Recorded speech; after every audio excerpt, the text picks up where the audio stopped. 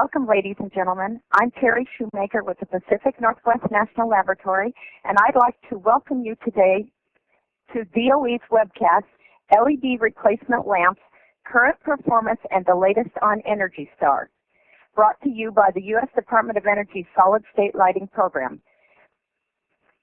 We're very happy to have as our speakers today Rich Carney, U.S. Department of Energy, Bob Lingard, and Kelly Gordon, both of the Pacific Northwest National Laboratory. First, we welcome Rich Carney, the Energy Star Program Manager at the U.S. Department of Energy, who will provide a few words of introduction. Over to you, Rich. Thank you, Terry. On behalf of the United States Department of Energy, I'd like to welcome everyone to this webcast on the very timely topic of light-emitting diode replacement lamps and the latest on the Energy Star program's efforts in this area. New LED replacement lamps are appearing on the market at a rapid pace. If you are a lighting manufacturer, you're probably already making some or in the process of developing such products. If you're a utility or other energy efficiency sponsor, you're probably being approached by vendors seeking to have their LED replacement lamps included in your program. Today, we're going to hear what recent testing by the department's commercially available LED Product Evaluation and Reporting Program, or CALiPER, tells us about how current LED replacement lamp products are performing and how they compare to incandescent and halogen lamps. Then you'll be provided an update on what the DOE's Energy Star program for solid-state lighting is doing to address this growing category of LED products. More than 480 registrations were received for today's webcast, so we see interest in this topic is very high. I want to thank you for taking time to participate in this webcast, and I invite you to review Draft 2 of the Energy Star criteria for integral LED lamps and provide your feedback to the department during the comment and review period. I will now turn it over to Bob Lingard of the Pacific Northwest National Laboratory. Thanks very much, and thanks everyone for joining us today. As an introduction to Kelly's presentation on the Energy Star criteria for LED integral replacement lamps, I wanted to share with you some of our recent findings regarding some common lamp types that are addressed in the Energy Star spec, specifically omnidirectional and directional incandescent lamps, as well as their LED replacements.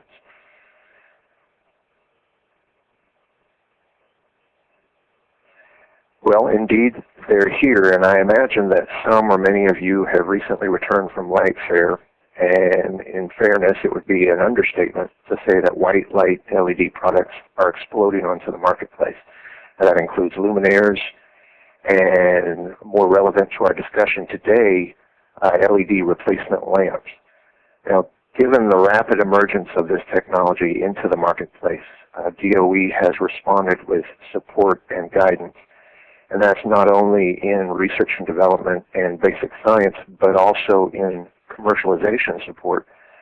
And that includes a number of programs, and I'll mention a few right here, including CALiPER testing. This is product testing of commercially available LED products. The Energy Star for Solid-State Lighting program. This is a voluntary product qualification and labeling program to help promote high-performance LED products, as well as, and this is where we're pushing the edge of the envelope, the L Prize competition, which is to spur the development of ultra-efficient solid-state lighting replacement lamps. Now, I think again and again in today's presentation, you will be hearing us use the term replacement lamps, and by all rights, that should raise the question. What is it that we're replacing here? What is the incumbent technology, the traditional technology that we're talking about? And for purposes of our discussion today, we're talking about common incandescent and halogen lamps, specifically omnidirectional lamps, for example, the common A lamp, as well as directional lamps, reflector lamps, PAR and MR lamps. Another kind of replacement lamps that you're aware of are linear fluorescent replacements. However, we're not going to be addressing those today. We're focusing on these common incandescent and halogen lamp types. CALiPER undertook a number of benchmark studies to characterize these incumbent technologies and compare them with their LED replacements.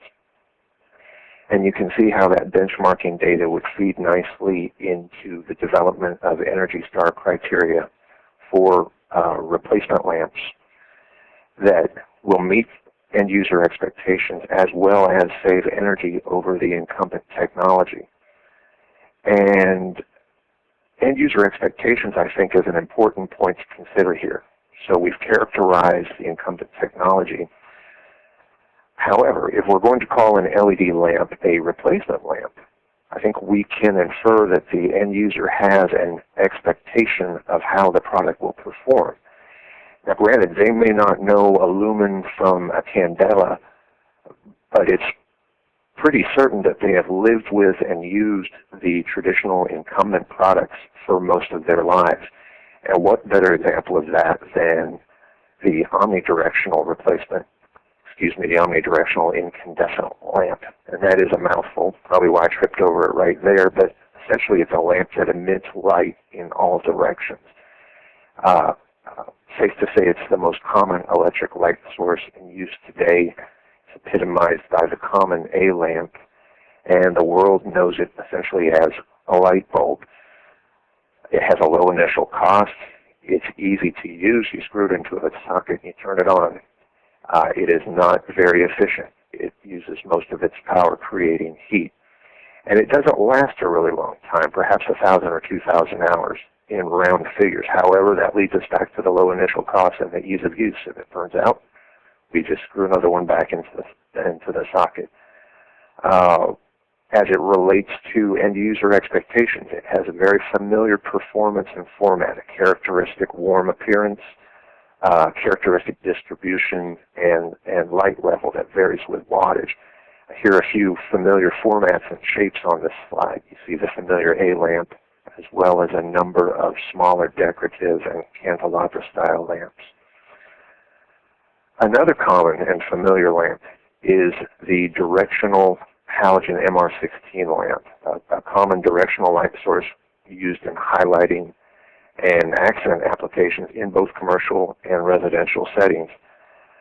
Its physical structure, its small filament, the placement of the filament within precise reflectors can allow very precise optical control of its beam, and indeed that's sort of a hallmark of the MR16 lamp is its optical control, and this allows for a wide variety of light distributions from these lamps, beam patterns, beam angles, if you will, ranging from flood to spot distributions, as well as intensity, the center beam candle power, how much punch these lamps have, if you will.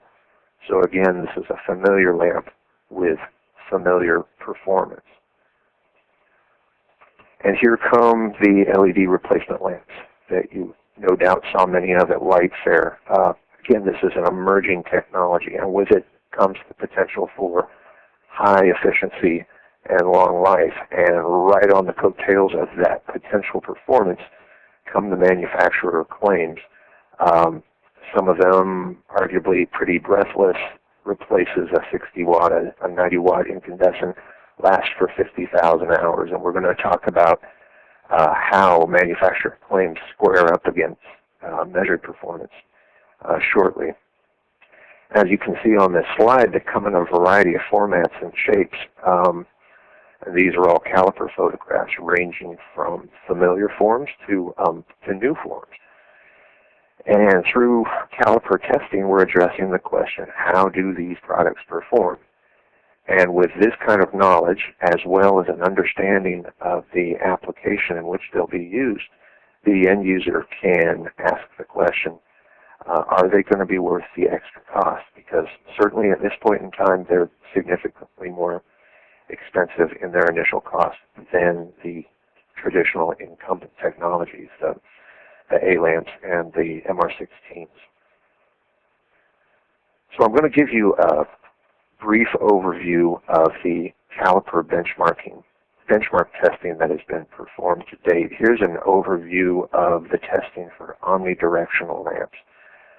included a couple of categories here, including the common A lamp, and we looked at several wattages here, 25 watt, 40 watt, and 60 watt, as well as the smaller decorative candelabra style lamps. And these range from approximately 4 to 25 watts. Now the ceiling here, in terms of wattage, was 60 watts on the A lamp. We established that at the ceiling because this is sort of the range of wattages where LED products can feasibly compete with these incandescent lamps in terms of light output and performance. They don't currently have the performance to compete with higher wattage, higher lumen output versions of these lamps.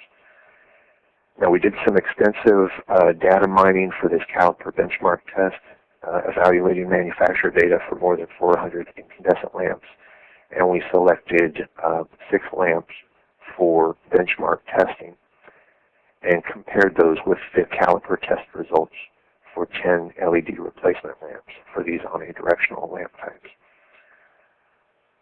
Here's the other lamp type we did benchmark testing for, the MR16, these directional lamps.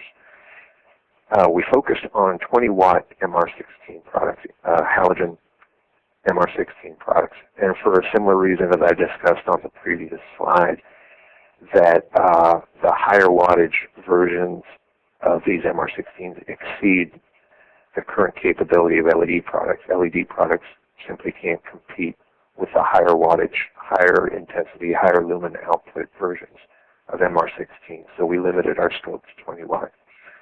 We evaluated manufacturer data for over 60 halogen MR16 lamps and tested 6 representative halogen MR16 samples. And in the benchmark report, compared these with the CALiPER test results for 10 LED MR16 replacements. Now there's some common features to both benchmark reports when we're looking at lamp characteristics. Of course, importantly is light output, lumen output, if you will, and efficacy. How many lumens are being produced per watt? These are initial values. Also importantly are the color characteristics of both the incumbent technology and the LED replacements. Distribution, where are these products putting their light? Where are they directing their light? Another important consideration, format, the lamp shape, and fit, not only within perhaps intended fixtures, but also how do they fit performance-wise within intended applications. And then, as I touched on earlier, this issue of claimed performance versus what we're seeing in terms of actual performance. Now, the actual benchmark reports are substantial, on the order of 14 or 15 pages long, and they're packed with data and detailed discussion. Obviously, we're not going to get into that level of detail today. I'm giving you a high-level view today to help introduce our draft Energy Star criteria for LED replacement lamps. Now, that doesn't mean that you're going to escape a few graphs, and I've selected a couple here which I think tell a pretty interesting story.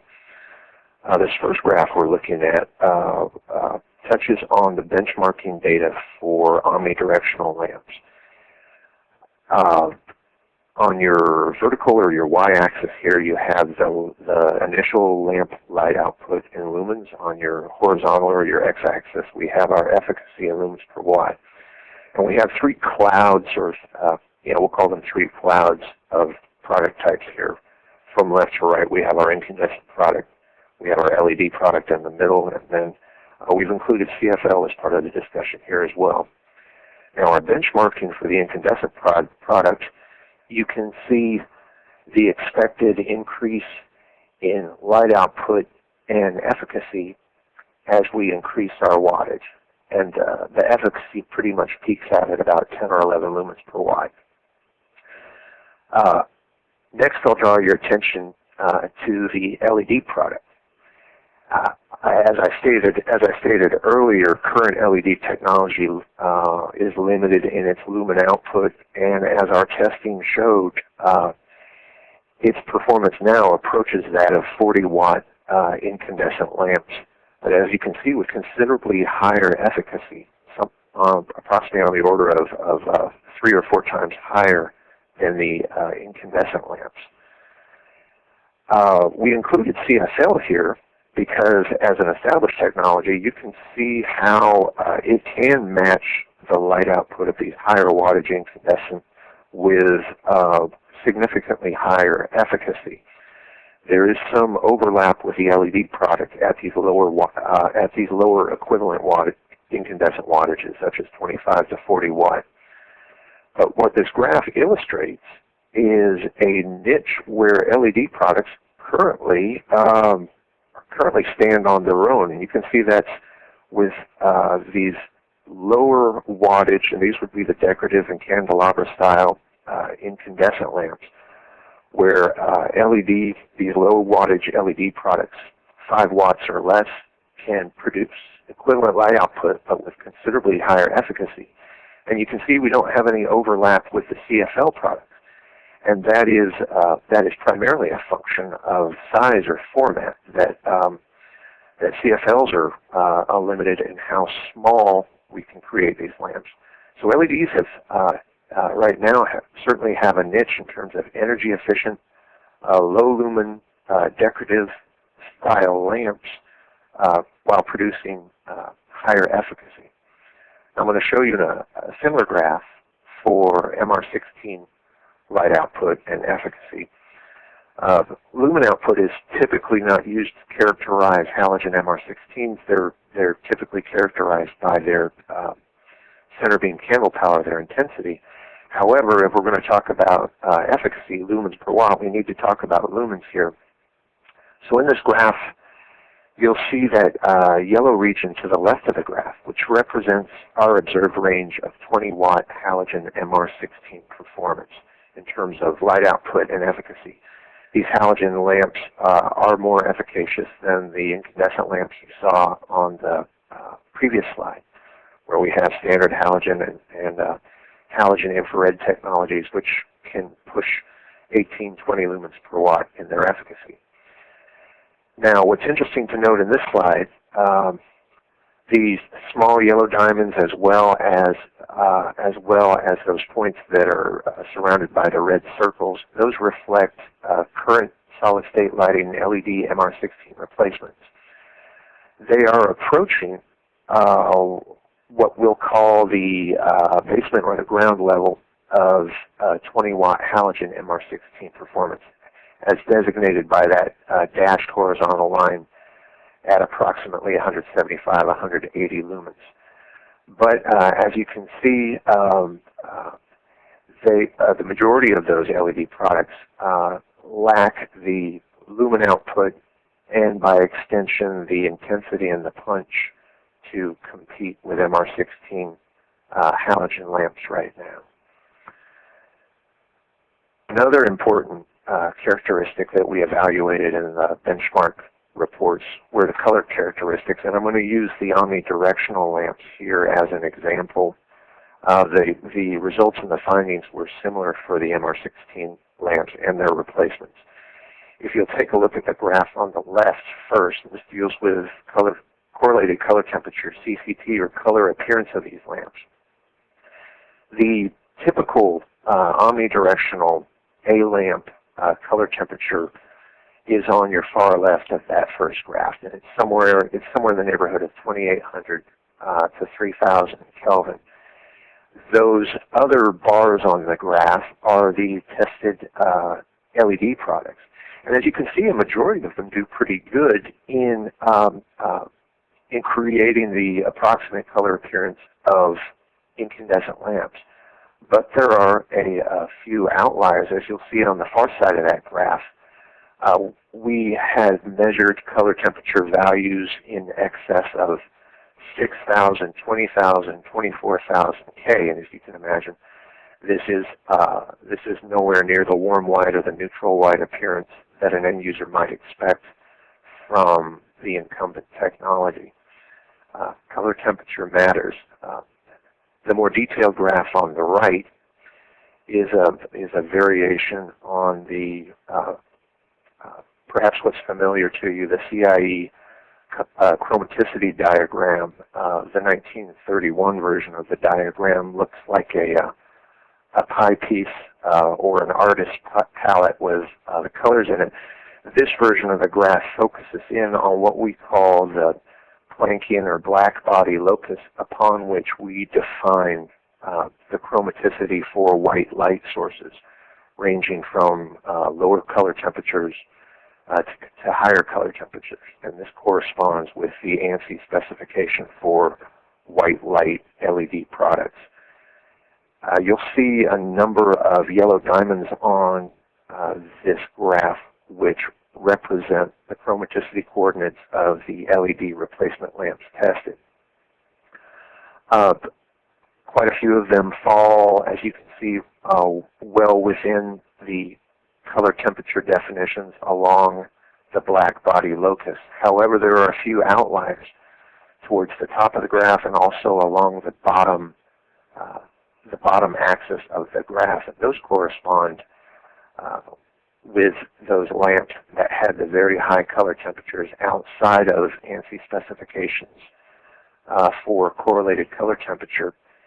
Another important metric for consideration is the DUV value. We're plotting the UV chromaticity coordinates here, and the DUV value reflects the distance that the chromaticity coordinates fall from the black body locus, or fall from our definition of white light. And the further you get away from the black body locus, the more the color shifts away from what is considered white light for that particular color temperature.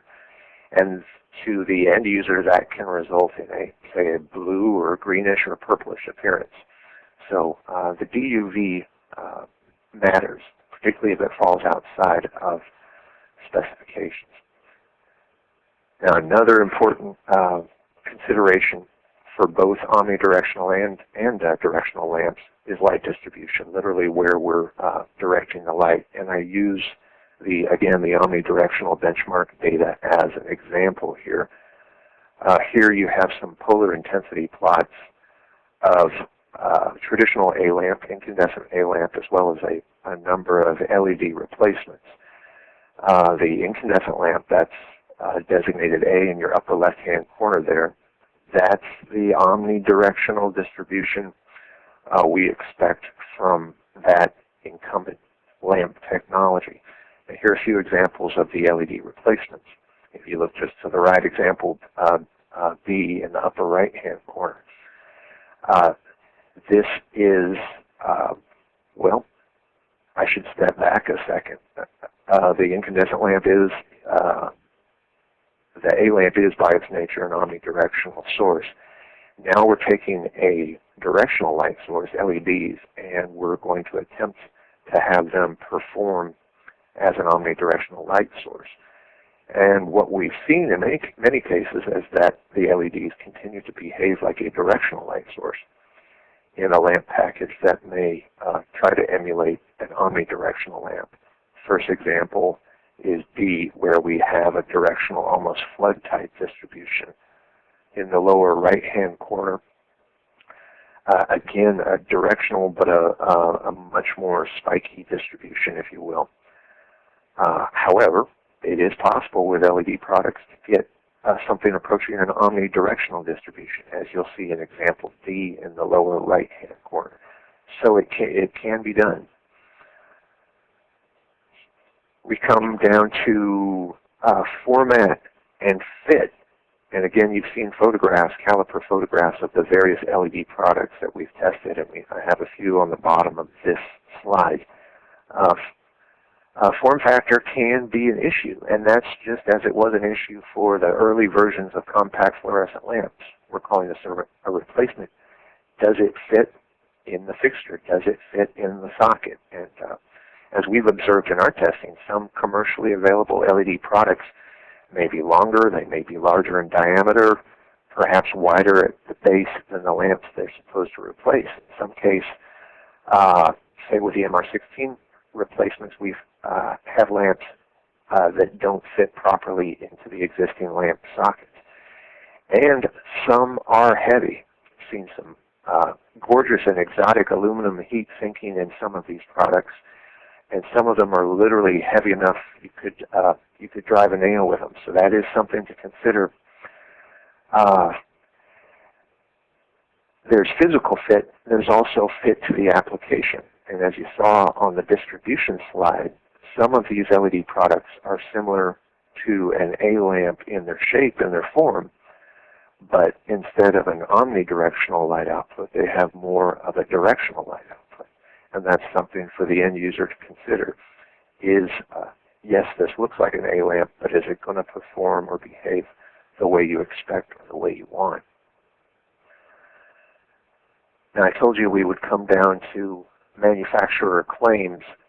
As in CALiPER testing to date, and you've probably heard this on other CALiPER webcasts, most of the LED replacement lamps we've tested so far do not meet their manufacturing performance claims, whether this be in lumen output or you'll see many products claiming equivalency. For example, this replaces a 40-watt lamp, or it's far more efficient, 90% more efficient than a 60-watt lamp.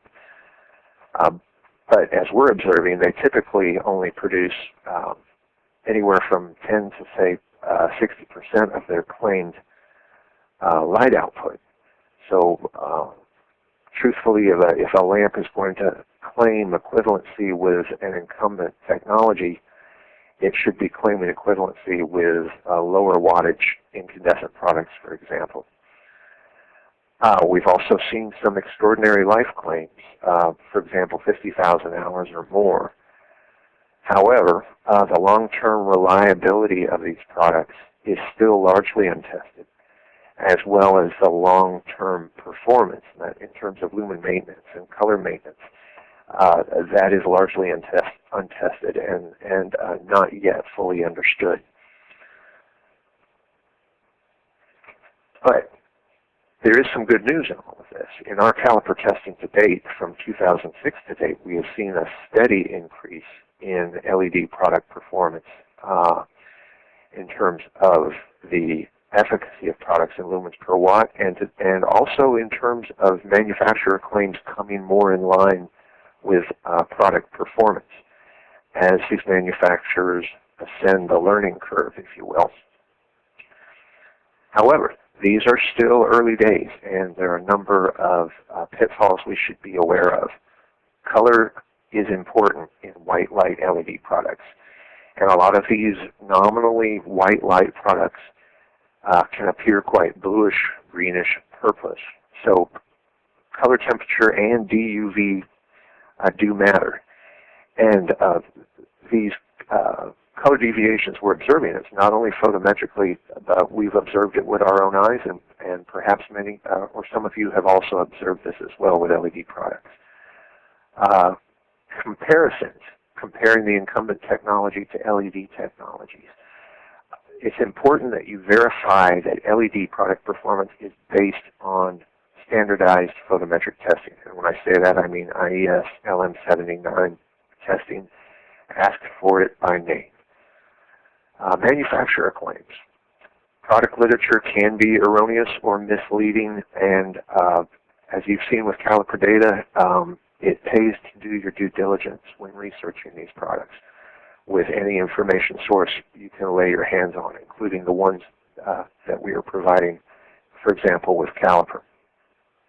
Lifetime performance, still a great unknown. These products installed in a fixture in their intended application, in situ, if you will, their long-term performance is still unknown. And as we're seeing with initial lumen maintenance data, the results are mixed. So the understanding of that is still developing. We're all on a learning curve, not only the end users, but the manufacturers as well. And we enjoy borrowing this graphic, ascending the learning curve that our colleague Mia Paget developed for CALiPER. Some manufacturers are doing very well; they're right up there at the top of the slope. But some others are just getting started, and and perhaps some are even slipping a little bit. So again, these are early days, and we all need to do our homework with our available information. Are you looking for more information? There's plenty to be found. I've provided the URL here for DOE's CALiPER program, where you'll not only find the detailed benchmark reports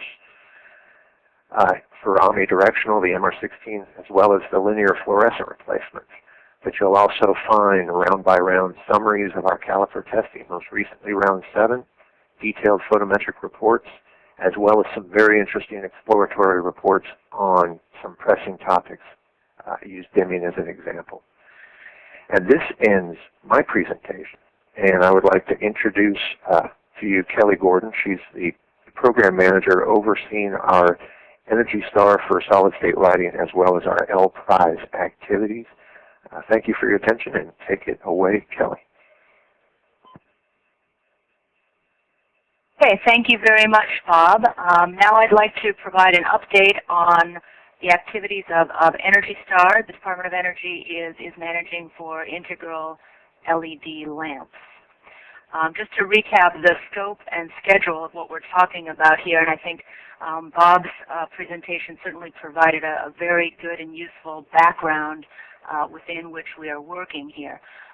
For the integral LED replacement lamps criteria for Energy Star, we are addressing omnidirectional lamps, including A-type, directional, that's the reflector lamps, and then decorative. And I know that was included under omnidirectional in Bob's remarks. We do have a separate category for that in the Energy Star criteria. And in terms of all of these lamp types, we're talking about lamps that use any ANSI standard base. At this time, we are not addressing replacements for linear fluorescent or for HID lamps. The first draft of these criteria was published in mid-January, and we had a stakeholder review and comment period that ended at the end of February. The current draft being published now will entail a second stakeholder review and comment period that will end June 26th. A slight review now, why are we addressing LED integral lamps at this time? Well, as Bob has indicated and as we have observed in the market and in the development of LED technology, the technology has continued to evolve in terms of efficacy and light output, color characteristics, etc., as well as product development, to the point where LED integral lamps will soon compete on most performance parameters for incandescent and halogen lamp replacement. At the same time, there is an urgent need for market guidance because, frankly, there are many poor-performing products that are already being introduced on the market. Utilities, energy efficiency programs, and other interested parties who deal in lighting and energy efficiency are asking for market guidance and criteria, and it provides useful targets to manufacturers. The overall approach that DOE has employed in developing criteria for integral LED lamps involves several aspects. First of all, that products that are claiming parity with incandescence should perform similarly to the lamps they claim to replace. This is in terms of light output, distribution, color characteristics, both the color appearance and color rendering ability, and in the form factors. They should be able to fit into the same places where we currently use incandescent and halogen lamps. We're going into existing sockets, into existing fixtures, so they should fit in those places. At the same time, we don't want to inhibit innovation. There may be other form factors and other designs that provide very good solutions for LEDs, perhaps allowing them to maximize their technology potential in terms of light output, thermal management, electrical management. And we want to allow for these non-standard lamp forms that may indeed provide superior lighting quality, while at the same time balancing that with the need to fit into existing fixtures and meet user expectations. And then finally, this being the Energy Star program and the Department of Energy, of course we want these lamps to provide significant energy savings relative to the lamps they are intended to replace. As I said, DOE did invite stakeholder review and comment on the first draft of these criteria, And we were really pleased and appreciative of the level of detailed review that both industry and energy efficiency organizations provided back to us. Very useful comments. And I would say at a very highest level, there is seems to be broad support for addressing integral LED lamps at this time. No one said you shouldn't be doing this at this time. As I mentioned, DOE did invite feedback, and we called out several issues in particular. I would characterize these as potential challenges and areas that need to be addressed for the successful introduction of integral LED lamps into the market. Things that we want to look ahead to and recognize these could be problems, these could be impediments to the market, and we want to figure out how to address them. These are dimming and dimming compatibility issues, non-standard lamp forms, as I alluded to before, low voltage MR16s, and reliability testing. And what I'd like to do now is walk you through each of these issues, and this is the format I'm going to use. First, for each of these issues, I'll go through very briefly what did the first draft of the integral LED lamp criteria say, what did we have in that first draft, and what specific questions did we tee up for stakeholder feedback. Then we'll move on to the next slide, which will be the feedback that we received. This is the condensed version of what we got back on that question. And then finally, we'll talk about what does draft 2 say, or what is DOE doing to respond to the feedback that was received, and new and revised text and language for the criteria is identified in blue. First, let's talk about dimming. So what did we say about dimming in draft 1? We said that the intent was to have all qualified lamps be dimmable with specific requirements to be determined. And we invited stakeholder feedback on the feasibility of a common dimming protocol. And this is all in recognition that there are compatibility issues for LED integral lamps when used on existing dimming circuits and dimmer switches that were designed for use with incandescent lamps. And this is primarily a problem in the residential sector. There are many currently installed dimmers that were designed for incandescent, and just as we have seen compatibility problems with electronically ballasted CFLs, there are many of the same issues with integral LED lamps. It is not possible to ensure that an LED product will be able to dim with every dimmer that's out there. And so we asked for feedback on the feasibility of movement toward a common dimming protocol, the need for transition to LED compatible dimmers, and basically what can DOE and Energy Star do to help with this issue.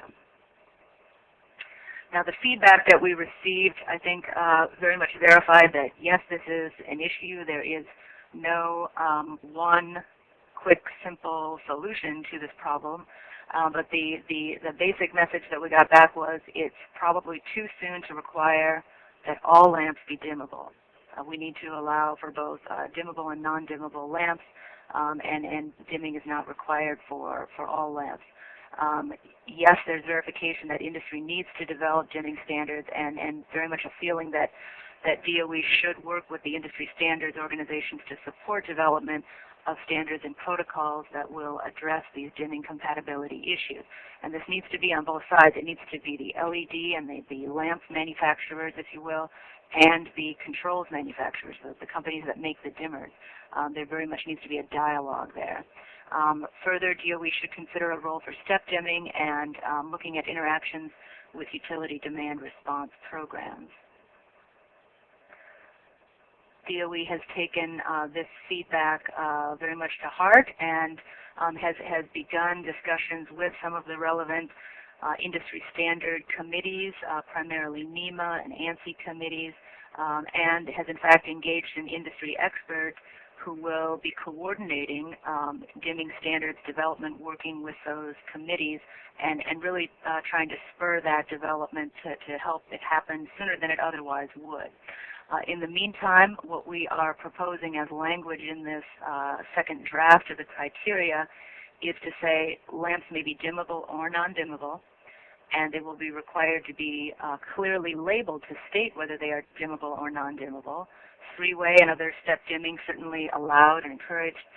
We're also proposing that all lamps must be dimmer safe, meaning that there wouldn't be catastrophic failure when operated on a dimming circuit. It may not dim, but we don't want it to destroy the lamp so that it can't be used elsewhere.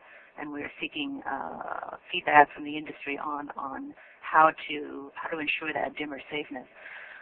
Further, Energy Star partners with dimmable products would be required to have a web page that provides dimmer compatibility information. And we've seen this with some of the manufacturers of LED products already. They publish information on compatible dimmers that they have tested with their product, and that information needs to be kept up to date.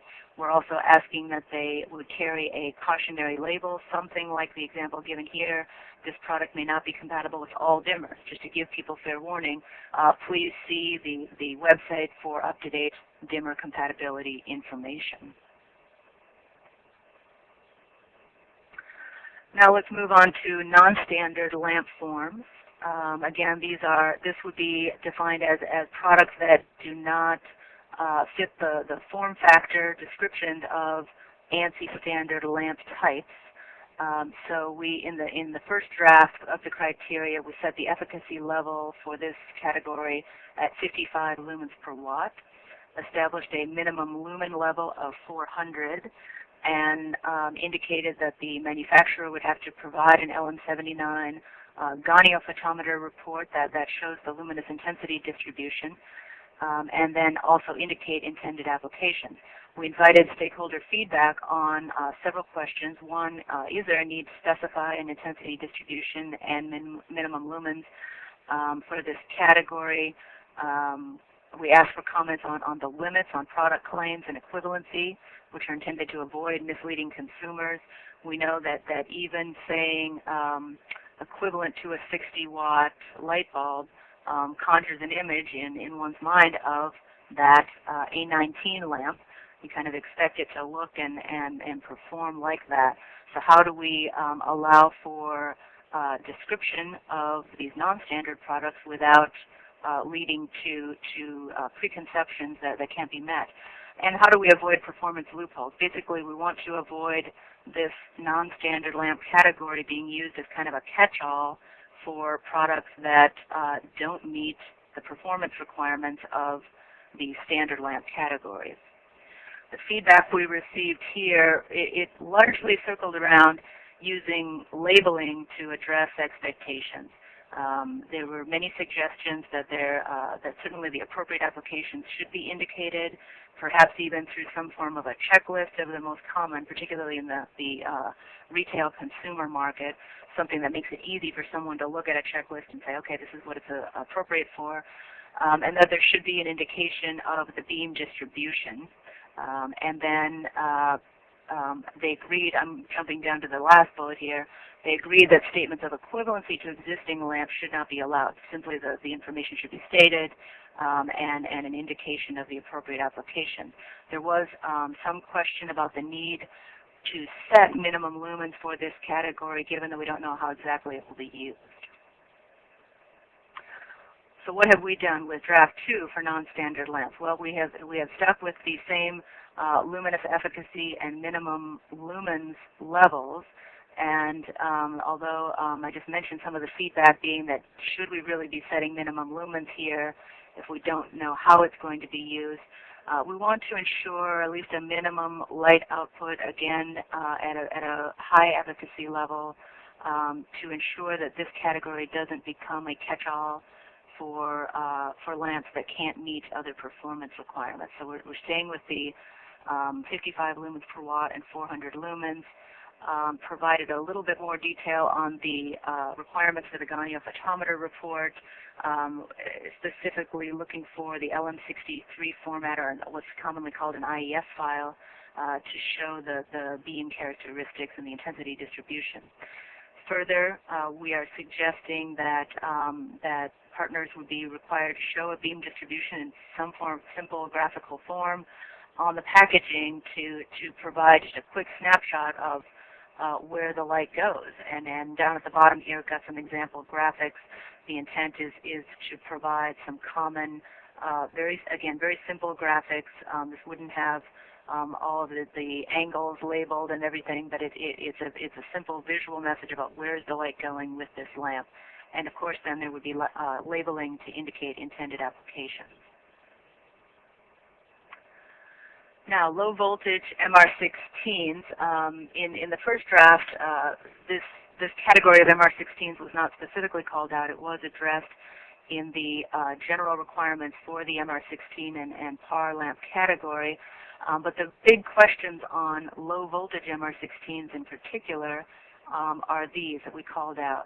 First, how to address compatibility issues with LED MR16 lamps when used on existing low voltage transformers. So that the issue here is similar to that with dimmer compatibility. So if you have a low voltage, say a track fixture, I know you can buy these at do-it-yourself stores that can be installed in a residence, and of course they're used in commercial applications as well.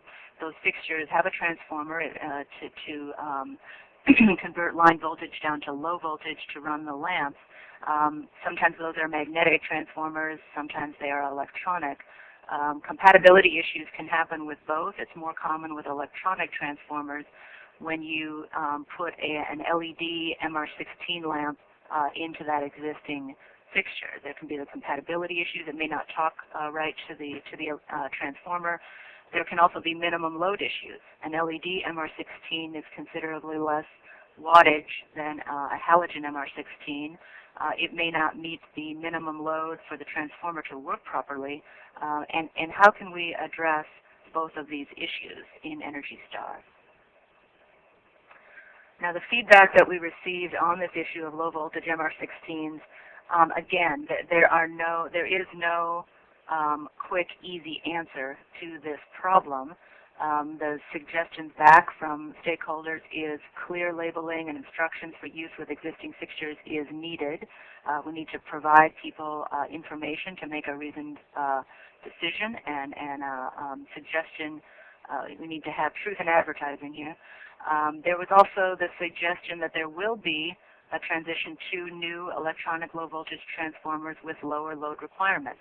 As LED lamps become more common, fixtures will be designed for them with lower load requirements that would be more appropriate for the LED products.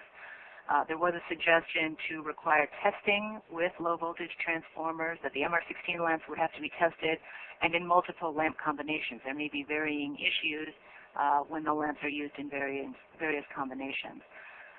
In spite of the challenges in this particular category, no stakeholders suggested excluding this lamp category at this time. And we know just from looking at new product offerings, hearing about where people are interested in using LED products, that there is tremendous interest in LED replacements for low voltage MR16s. So what has DOE done in draft 2 in this particular area? Well, we are stating that manufacturers must provide the results of in-house testing of their LED MR16 lamps on commercially available low voltage transformers.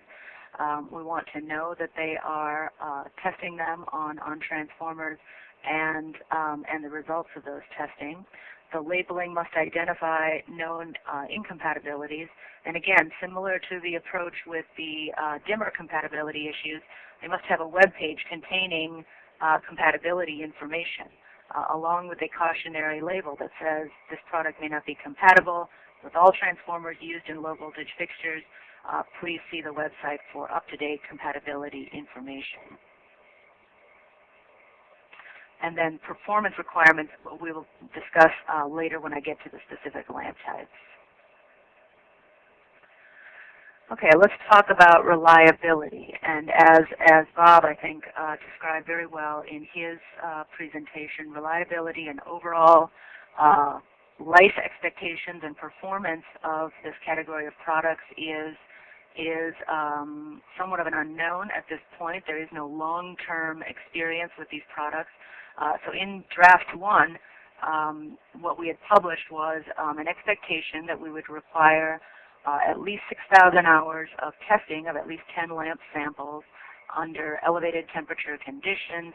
We would look at average lumen maintenance across the 10 samples, and there would be some qualification threshold, and that 91.8% is the figure that we have referenced with regard to LM80 testing for FSL luminaire qualification, and that there would be some sampling requirements so that no more than, say, 3 samples could drop below a certain level.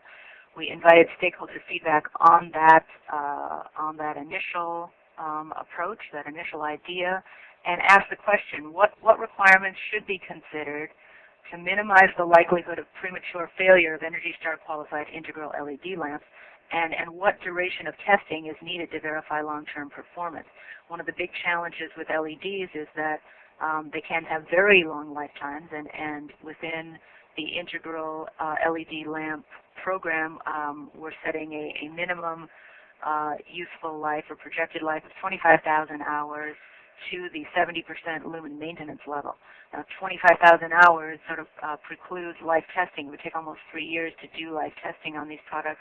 We know that is impractical, and we need other ways to evaluate the life and reliability of these products.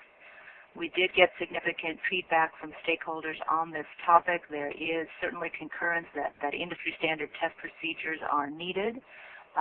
There were suggestions that the electronics industry has long been doing accelerated life testing on various components, and that we should consider the methods that are used in that industry. And of course, we need to take into account how does that apply to lighting products, and how do we mesh the two, the concerns for the electronics and the lighting performance. So just several of the suggestions that were thrown out by stakeholders in their comments. One was to do some form of a kind of a burn-in test, and that is really to identify and weed out weak electronic components and avoid what would be early failures of the product. So this is a burn-in test that would be applied before products are put out for sale. Several stakeholders suggested some form of halt testing, highly accelerated life testing with acceleration factors for each component in the lamp. Halt testing is not a specific test procedure. It's an umbrella term for accelerated life testing procedures, so the specific procedures need to be identified or developed. There was a suggestion that we look at immediate effects of elevated temperatures, say at 45 C ambient temperature. How does that affect the light output of these lamps? And a suggestion for longer-term testing at more normal ambient room temperature. So what is DOE doing in response to this feedback? Well, as I said, lamp life, which is kind of the question we're trying to answer here, addresses both lumen maintenance. We need to know how long is the lamp going to produce a useful amount of light, the expected amount of light, say above 70% lumen maintenance. That we do have a test procedure for the LED devices or modules used in the lamp, and that is the LM80 test procedure published by the IES last year. And so for lumen maintenance, at a minimum, we will need the LM80 test results for the LED devices or modules used in the lamp. That, in combination with a temperature verification, and I use the acronym TMP, that means temperature measurement point on the LED device or module. This is a manufacturer-designated point where the temperature can be verified, and that has a known thermal resistance to the LED junction temperature. And so if the temperature at that temperature measurement point is known, we can use that to correlate back to the LM80 data to see what the lumen maintenance, at least over a 6,000-hour period, is for that temperature, and assuming the same or lower drive current. So we will ask for that information. We know that LM80 data for the LED devices is not enough to ensure reliability of the integral lamp. Think about these integral lamps have various electronic components, the power supply, the driver. There could be other circuitry in the lamp to provide feedback controls that regulates the color temperature and the light output of the lamp. These are all packaged into a relatively small lamp format, and the testing of that overall lamp system needs to be done to test its overall reliability. So currently the reliability tests that DOE is considering are this burn-in test that I mentioned on the previous slide, and NEMA has proposed to help define a procedure that would be an industry consensus procedure for how to do the burn-in test. Something like 4 hours at 60 degrees C, a short-term test. Again, this is to prevent the near-term failures before they would go out into the marketplace. That's one part of this. We also know that we need longer-term testing. And so the question is, what test procedures may be used to evaluate the longer-term performance of these lamps under conditions that may provide challenges to the LEDs and to the system as a whole. Now we know LEDs are sensitive to high temperatures. They're also sensitive to high humidity. There are a number of tests that are promulgated by the Electronic Industries Alliance, EIA, and JEDEC, which formerly stood for the Joint Electron Devices Engineering Council. Now I think they just go by the name JEDEC. These are test procedures that are commonly used in the electronics industry to test reliability and to stress electronic components. And there's something called the wet high temperature operating life test that provides for temperature, humidity, power cycling, and total time of the test. Those parameters could be adapted for the use of testing these LED integral lamps. At the same time, we are looking at the elevated temperature testing and combined with some form of rapid cycling stress testing as used in the Energy Star compact fluorescent lamp program, and are looking at the application of those test procedures to LED integral lamps. And certainly we seek feedback from stakeholders on this reliability testing. Now I'd like to move on to some of the other criteria in this second draft. And again, changes or additions to the criteria are called out in blue font. With regard to correlated color temperature, in the first draft we restricted it to the 3 standard color temperatures towards the warmer end of the spectrum, 2700K, 3000, and 3500K. The feedback from primarily from industry was, well, we should allow all of the ANSI correlated color temperatures, and that goes up to 6500K. Our response is we're proposing in the second draft to allow 4000K, but not going above that. Again, the intent of this criteria is for lamps that will replace incandescent and halogen, and not the higher color temperature light sources. We're also adding explicitly into the criteria the DUV tolerances, and I'm so glad Bob walked through the definition of DUV in his talk. But basically, this again gets at how white is the white light. Where does it fall with regard to the black body radius on the chromaticity diagram, and the ANSI chromaticity standard for solid-state lighting products does specify DUV tolerances for each of the nominal color temperatures. So this was referenced before in draft 1, but it's going to be explicitly called out in draft 2. In terms of color rendering index, we are staying with a minimum of 80, and that is consistent with the Energy Star for compact fluorescent lamps. We are also staying with the restriction on product equivalency claims, and what it says here is if referencing a standard ANSI lamp type, it cannot claim higher wattage equivalency than the level approved under Energy Star. So for example, if you have an LED omnidirectional lamp that can replace up to a 40-watt lamp, that's what it will be evaluated against in terms of minimum light output and other performance characteristics, and that's what it would earn the Energy Star for. So then the manufacturer cannot in turn advertise it as a replacement for a 60-watt lamp. That's what that means.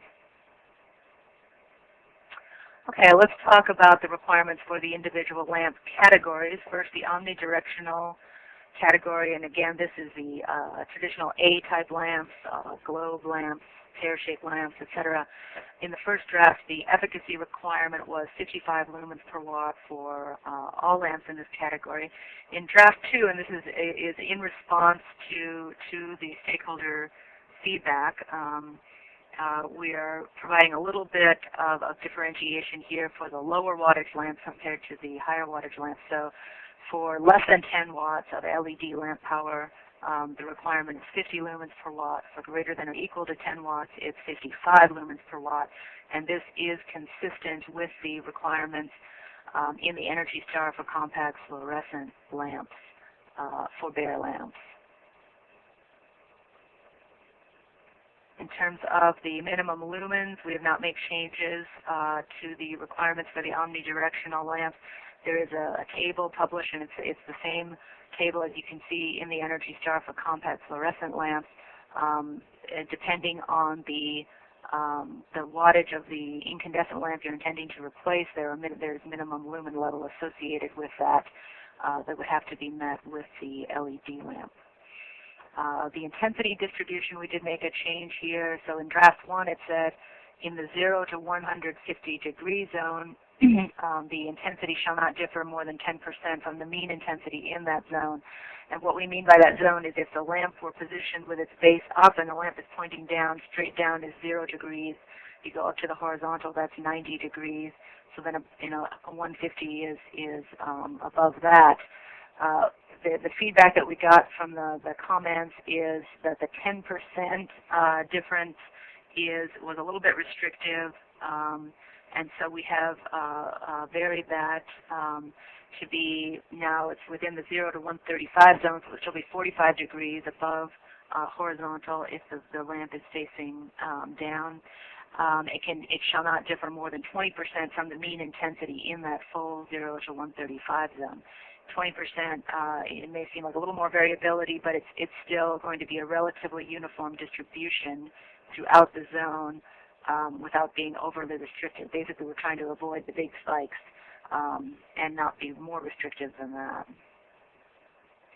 In the decorative lamp category, this is the candelabra-type lamps or flame-type lamps often used in decorative fixtures.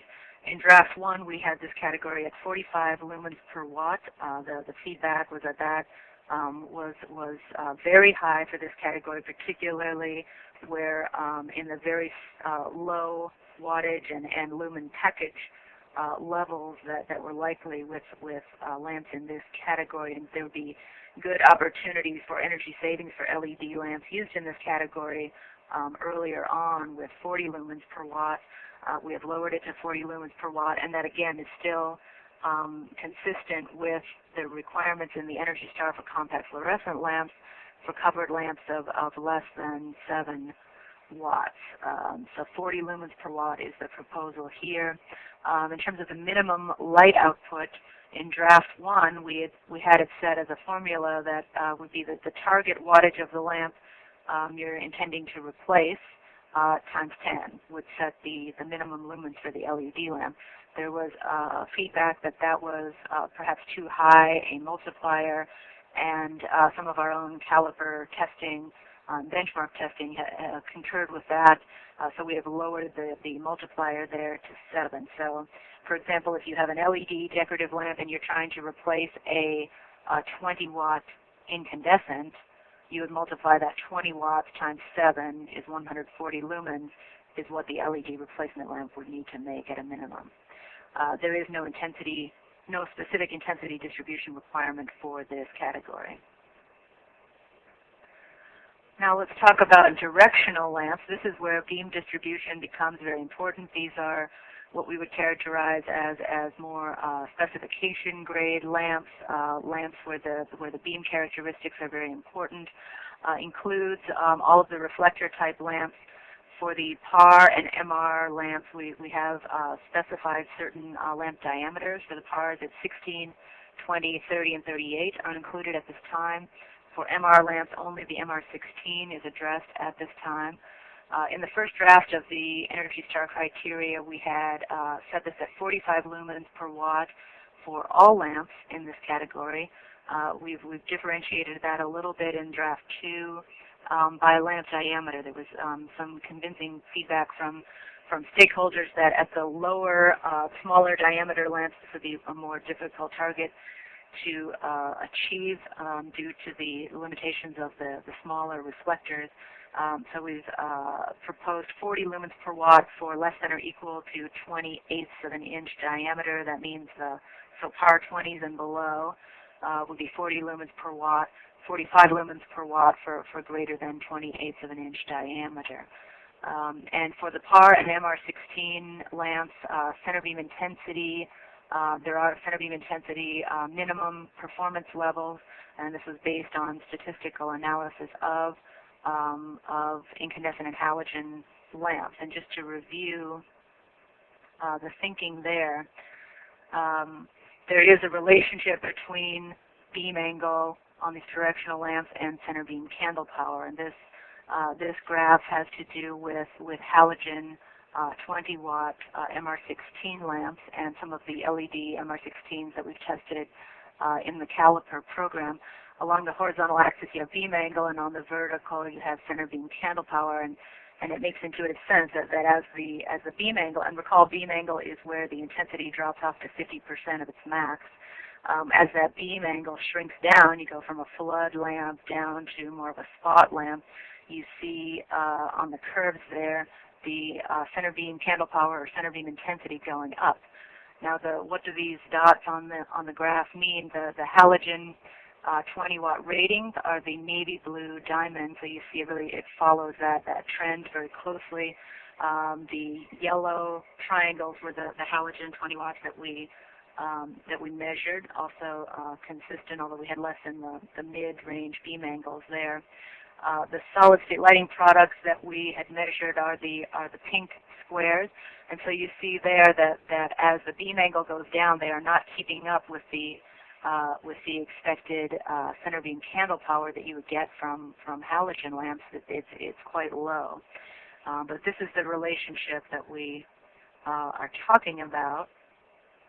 And so the graph you see on this slide shows you the relationship between the predicted and actual center beam candle power for a sampling of 122 halogen MR16 lamps. It's a very tight relationship between what would be predicted by that beam angle and center beam candle power model with the actual of those lamps. And so we used this tight statistical relationship to develop a simple model that has as the input the target beam angle that you're trying to achieve, the target lamp wattage of the lamp that you seek to replace with an LED lamp, and in the case of PARs, the lamp diameter as well. And then the model would predict the center beam candle power for that particular lamp type. And then the minimum required for Energy Star is that the center beam candle power would be no less than 2 standard deviations below that predicted value of the model. And that's to set a floor for performance that the LEDs would have to be at least within what would be predicted for halogen performance. Again, to meet expectations of users for these lamp types where the center beam intensity is very important. Now, some of the feedback that we received from industry indicated that, well, couldn't that allow for somebody to have an LED lamp that would provide just a kind of a laser-like beam at the center that would technically meet that center beam intensity, but it could drop off very dramatically, almost immediately, to say just above 50%. So it would still meet the beam angle requirements, but it would be a very uneven and spiky beam. Don't we want to avoid that? Well, that's a valid point. So we are looking at ways to address this and to provide for a relatively uniform gradient across that beam angle to avoid that spike or hot spot and then a steep drop-off. We're seeking additional feedback on that. We have presented in the in the second draft a means to address that. But again, we don't want to be too prescriptive. There may be cases where a very high level of uniformity across the beam angle is desired for certain applications. There may be other cases where a more even degradation from center beam intensity out to 50% is desired. And so, we want to balance this concern about this the laser-like hotspot with other design considerations and not be too restrictive. We are also proposing a field angle requirement. Field angle is where the intensity goes to 10% of maximum. And so we've suggested that at 1.3 times the beam angle plus 3 degrees, that's where the intensity should be at least 10% of the max candela. And again, we invite comment and feedback on that approach. So I've tried to recap for you some of the key changes between the first and the second drafts of this Energy Star criteria for integral LED lamps. There are other changes in the document. I would encourage you to read the document, read the cover letter that goes along with the criteria document that gives much of the rationale in the background for the changes made. Again, the draft 2 comments will be due June 26th, and there is an expectation that we would issue final criteria approximately in August. That does depend on the nature of the comments back and the additional analysis and work that is needed, particularly to address the issues around reliability testing and compatibility. For more information, you can always go to the EnergyStar.gov website and get other updates at ssl.energy.gov. And I will leave you with these URLs, and that concludes my presentation. Thank you very much for an informative webcast, Rich, Bob, and Kelly. And thanks to all of you. The U.S. Department of Energy appreciates your attendance.